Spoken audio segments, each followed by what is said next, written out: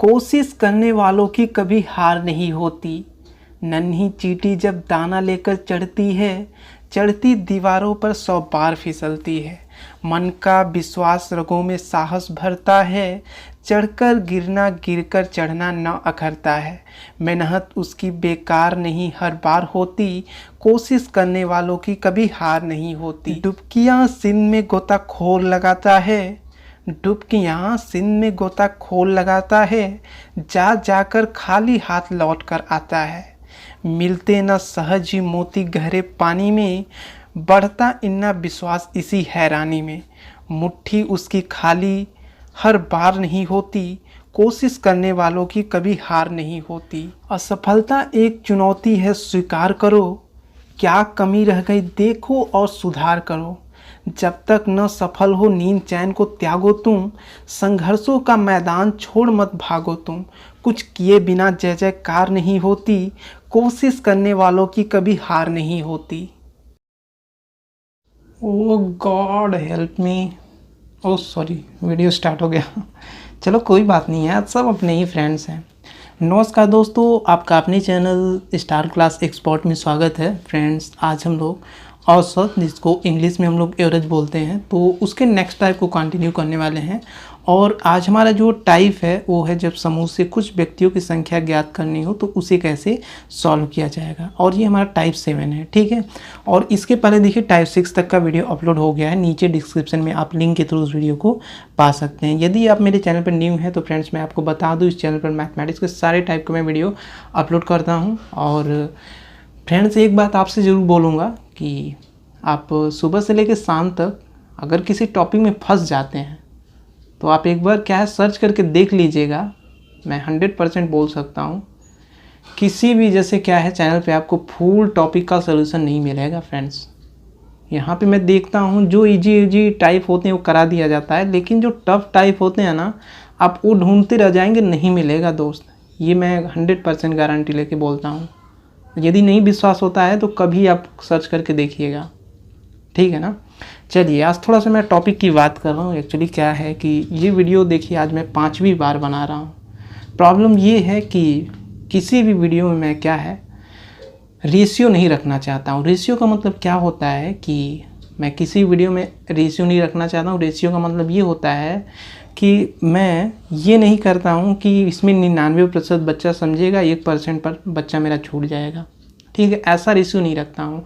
जब भी मैं वीडियो क्रिएट करता हूँ तो मेरे दिमाग में हमेशा ही रहता है कि 100% मेरे बच्चे को समझ में आना चाहिए, किसी भी बच्चे को नहीं छूटना चाहिए, ठीक है ना। अगर कोई मैं टॉपिक बताता हूँ तो 100 में 100% हमारा बच्चा समझना चाहिए, ठीक है ना। और ये सब देखिए वीडियो क्रिएट करने के लिए फ्रेंड्स काफ़ी ज़्यादा हार्ड वर्क करना पड़ता है।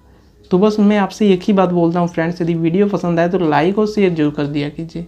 जिस तरीके मैं आपको हमेशा मोटिवेट करता हूँ तो थोड़ा सा आप लोग हमें भी मोटिवेट कर सकते हैं, ताकि हम लोग जो वीडियो क्रिएट करते हैं ना और जो टाइप बाय टाइप आपको अच्छे से बिल्कुल सरल भाषा में ला के देते हैं, तो उससे भी सरल भाषा में ला के हम लोग दे सकें आपको टॉपिक्स, ठीक है ना। चलिए बातों को आगे ना बढ़ाते हुए हम लोग पॉइंट्स पे आते हैं। और फ्रेंड्स मेरा आपसे एक रिक्वेस्ट है, यदि आप मेरे चैनल को जो स्टार क्लास एक्सपर्ट 2 है, यदि आप उसे सब्सक्राइब नहीं किए तो कर लीजिए। इससे क्या होगा कि आपको जीके जीएस हिंदी का पॉइंट टू पॉइंट लेक्चर मिल जाएगा। वहाँ पे जितना मतलब पेपर में पूछा जाता है उतना ही वहाँ पे क्या है कराया जा रहा है, ठीक है ना। तो चलिए देखते हैं हमारा फर्स्ट क्वेश्चन क्या कह रहा है। देखिए कह रहा है कि किसी कक्षा के 60 छात्रों का औसत भार 55 किग्रा है। यदि लड़कियों का औसत भार 50 किग्रा और लड़कों का औसत भार 65 किग्रा हो तो लड़कियों तथा लड़कों की अलग अलग संख्या ज्ञात कीजिए। देखिए बहुत ईजी है, चलिए लेक्चर को समझते हैं। देखिए लेक्चर में क्या बोला है, वो कहा है ना कि किसी कक्षा के 60 छात्रों का औसत भार 55 है। मतलब कक्षा में कितने छात्र हैं, 60 हैं। औसत भार कितना है, 55 किग्रा है। ये कह क्या रहा है कि जैसे कोई कक्षा है उसमें गर्ल्स होंगे या बॉयज़ होंगे तो सबका औसत भार क्या है, 55 किग्रा है, ठीक है ना। तो भाई इसमें मान लीजिए कोई कक्षा है तो इसमें बच्चे तो पढ़ते ही होंगे, देख लेते हैं उन लोगों का औसत भार क्या है, ठीक है। देखिए लड़कियों का औसत भार 50 किग्रा बोला है, कितना, 50 किग्रा। चलिए कोई बात नहीं है। आगे क्या बोला है, लड़कों का औसत भार 65 किग्रा, ठीक है। इसका मतलब ये है कि इसका मतलब ये जो कक्षा है, जो लड़कियां हैं उनका औसत भार है 50 किग्रा। औसत भार का मतलब क्या होता है, प्रत्येक लड़कियों का जो भार है वो क्या है 50 किलोग्राम है। वहीं बॉयज़ की बात कर ली जाए तो प्रत्येक लड़के का क्या है भार क्या है 65 किलोग्राम। ये औसत भार का मतलब होता है, ठीक है। लेकिन होता क्या है ना कि जब गर्ल्स और बॉयज़ को एक कक्षा में मिक्स कर दिया जाता है तो होता क्या है कि इनका जो औसत भार है फिर ये हो जाता है आपका 55 किलोग्राम, ठीक है। मतलब इसको और इसको जब हम मिक्स करते हैं तो ये क्या हो जाता है 55 किलोग्राम हो जाता है, ठीक है। अब हम लोग ये पता कर लेते हैं कि ये जो बॉयज़ है, ठीक है, और ये जो गर्ल्स है इसको किस रेशियो में मतलब कि मिलाया गया है, तब जाके क्या है गर्ल्स और बॉयज़ का औसत भार क्या है 55 किलोग्राम हुआ है, ठीक है। तो चेक कर लेते हैं। देखिए 65 में से 55 को घटाएंगे क्या होगा 10, और 55 में से 50 को घटाएंगे तो ये होगा 5। ओके, चलिए और थोड़ा सा सॉल्व कर लेते हैं, क्योंकि रेशियो का मतलब होता है फ्रेंड्स कॉमन नहीं होना चाहिए, ठीक है ना। देखिए 5 दूना 10, 5 इकाई 5। इसका मतलब ये है कि ये जो गर्ल्स और बॉयज़ हैं इनका क्या है कि गर्ल्स का क्या है 2 भाग इसमें मिलाया गया है और बॉयज़ का क्या है 1 भाग इसमें मिलाया गया है, तब जाके क्या है ये गर्ल्स और बॉयज़ का औसत भार क्या है 55 किलोग्राम है। यदि आप इसे चेक करना चाहें क्या सच में गर्ल्स और बॉयज़ का औसत भार 55 है तो चेक कर लीजिए। देखिए औसत यदि हमें चेक करना तो औसत इक्वल टू क्या होता है योग बटे संख्या। इसका मतलब क्या है हमें योग यहाँ चाहिए और यहाँ संख्या चाहिए। तो देखिए गर्ल्स का औसत क्या है 50, ठीक है, और संख्या कितना है मतलब कितना भाग इसमें मिलाया गया 2 भाग मिलाया गया, तो इसमें हम संख्या का मल्टीप्लाई कर देते हैं। तो देखिए औसत में जब आप संख्या का मल्टीप्लाई करेंगे ना तो ये आपको योग पता चल जाता है, ठीक है। मतलब गर्ल्स का पूरा टोटल क्या है भार क्या है 100 की क्या है, ठीक है। चलिए अब बॉयज़ का देख लेते हैं। इसी तरीके बॉयज़ का क्या होगा पूरा टोटल औसत भार ये होगा 65। अब इनको जोड़ दीजिए आप, क्योंकि भाई जब तक हमको योग नहीं पता रहेगा कैसे हम निकालेंगे औसत। तो ये देखिए हो जाएगा आपका 165 और 2 और 1 3, तो हम लोग निकाल देते हैं। देखिए योग कितना है 165, संख्या कितनी है 3, तो 3 5 15, 3 5 15। इसका मतलब क्वेश्चन हमारा बिल्कुल सही है, ओके। अब लेकिन पूछा क्या है, वो पूछा है ना कि ये जो गर्ल्स है इनकी संख्या कितनी है कक्षा में, तो निकाल देते हैं, कोई प्रॉब्लम थोड़ी ना है, क्योंकि जब औसत मिल गया तो प्रॉब्लम क्या है। देखिए गर्ल्स का रेशियो क्या है 2, पूरा टोटल रेशियो क्या है 2 और 1 3। इसका मतलब ये है कि पूरा टोटल कितना भाग है 3 भाग। 3 भाग में क्या है कि 2 भाग कौन है लड़कियां हैं। तो हम लोग देख लेते हैं 2 भाग का मतलब कितना होता है संख्या में, और कक्षा में पूरा टोटल कितने 60। तो पूरा टोटल जो कक्षा में है विद्यार्थी यहाँ पे आप लिख दीजिएगा, ठीक है। अब सॉल्व कर दीजिए। देखिए ये आपका क्या होगा 3 इकाई 3 और 20 तियाँ 60, तो इसका इसमें मल्टीप्लाई कर दीजिए 20 दूना 40। इसका मतलब क्या है कि 2 भाग का मतलब क्या है 40। 3 भाग में 2 भाग क्या है मतलब 40 लड़कियां हैं, तो सीधी सी बात है 60 में यदि 40 लड़कियां हैं तो बॉयज़ कितने होंगे, बॉयज़ आपका फिर 20 होंगे, ठीक है ना। तो इस तरीके निकाला जाता है क्वेश्चन को। चलिए नेक्स्ट देखते हैं। देखिए क्या कह रहा है।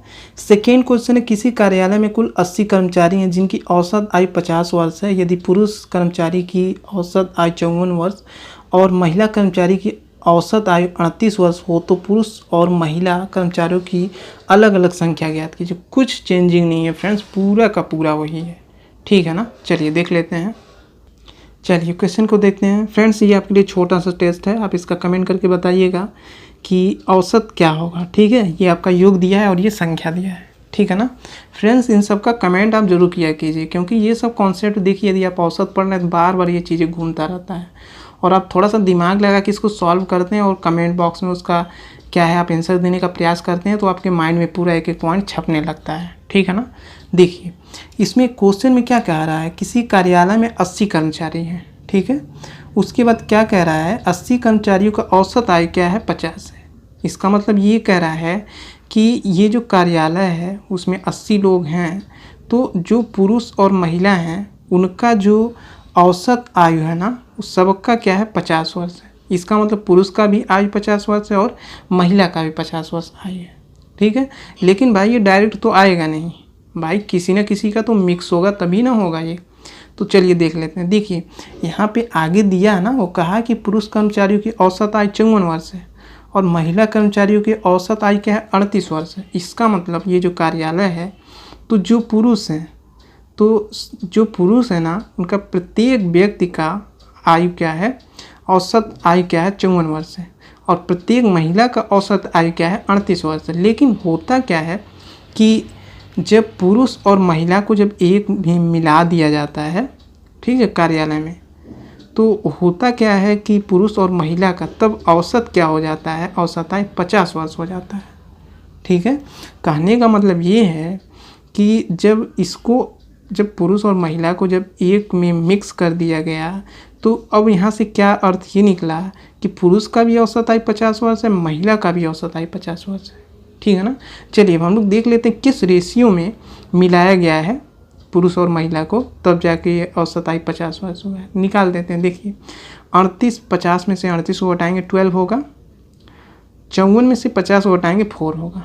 कन्फर्म? थोड़ा सा और इसे सॉल्व कर लीजिए।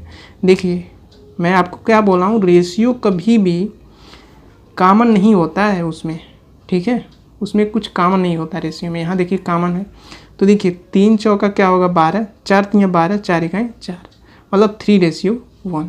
इसका मतलब ये है कि पुरुष और महिला का पूरा टोटल कितना भाग है, 4 भाग है, ठीक है। तो हमको चूँकि पुरुष और महिला का संख्या निकालना है, तो भाई रेशियो निकल गया तो बहुत ईजी हो जाता संख्या निकालना।